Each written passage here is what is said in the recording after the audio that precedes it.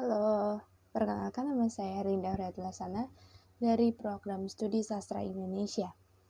Pada video kali ini, saya akan memaparkan tentang kritik sastra, yaitu pengertian kritik sastra, fungsi, dan peran kritik sastra itu sendiri.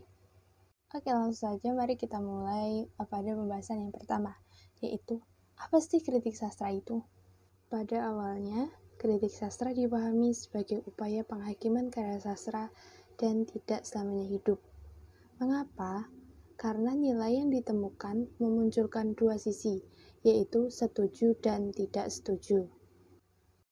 Kritik sastra berkembang mengikuti fenomena, memahami nilai karya sastra yang demikian. Beberapa menghakimi karya sastra, yang lain sekadar membicarakan karya sastra, dan sebagian lainnya mengangkat derajat karya sastra tertentu.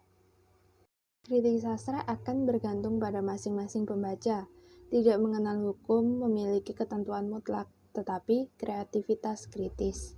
Namun, kritik sastra tetap akan tunduk pada ketentuan yang berlaku di dunia ilmu pengetahuan, yaitu bersifat ilmiah dan berdasar.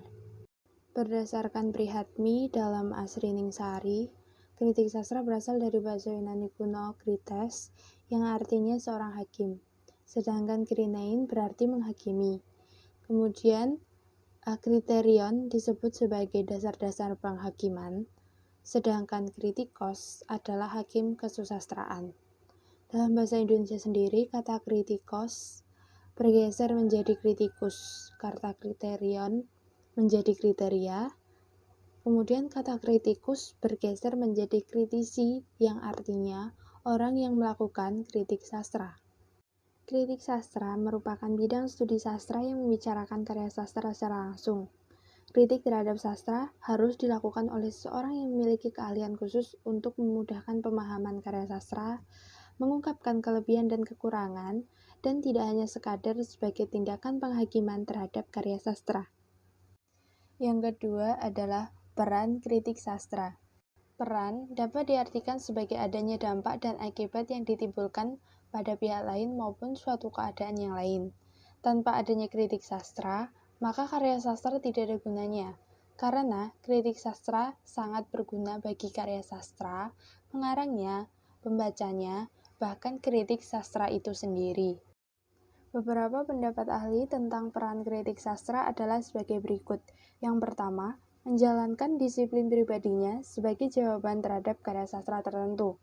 Yang kedua, bertindak sebagai pendidik yang berupaya membina dan mengembangkan kejiwaan suatu masyarakat, mengajak dan membimbing mereka menyelusuri lorong-lorong sastra, memberi pengarahan bila perlu di dalam menghadapi karya-karya yang kompleks dan antirealis.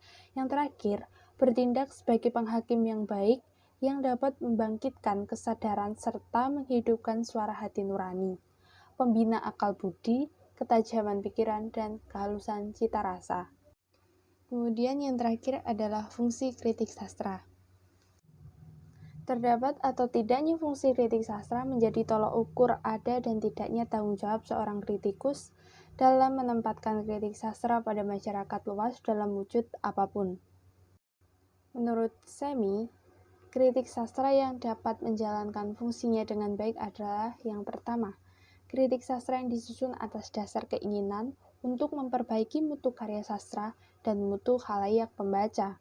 Yang kedua, kritik sastra yang disusun atas dasar pendekatan dan metode kerja yang jelas dan dapat dipertanggungjawabkan. Yang terakhir, dilahirkan oleh pengkritik yang mempunyai rasa tanggung jawab moral dan intelektual disebabkan ia mempunyai minat membaca dan menekuni sastra dan ilmu sastra. Fungsi kritik sastra itu sendiri adalah sebagai berikut. Yang pertama, untuk pembinaan dan pengembangan sastra. Yang kedua, pembinaan kebudayaan dan apresiasi seni. Yang terakhir, sebagai penunjang ilmu sastra. Fungsi kritik sastra akan berfungsi dengan baik jika kritik sastra tidak hanya karena tanggung jawab pengkritik sendiri, tetapi juga adanya tanggung jawab para sastrawan dan mereka yang memanfaatkan kritik sastra itu sendiri. Oke, sekian video dari saya. Apabila ada kekurangan dan kesalahan dalam penyampaian materi, saya mohon maaf yang sebesar-besarnya. Semoga video ini bermanfaat bagi teman-teman semua. Sekian dan sampai jumpa.